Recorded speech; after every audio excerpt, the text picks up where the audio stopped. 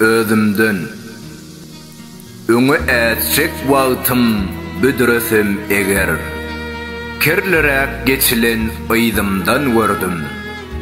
Balagymyň ýamagyny ýere köp degen mertdiräp ýeçilen dıydymdan gördüm.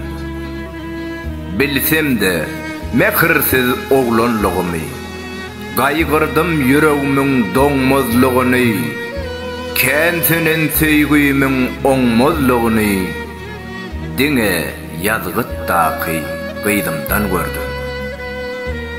Durmuş men görerden has çoňur, has tüm, diýmesiz ýerde de eçillim rastym, doýun saçagyna tüýkürse dostum, hemme küdürlenen doğdumdan gördüm.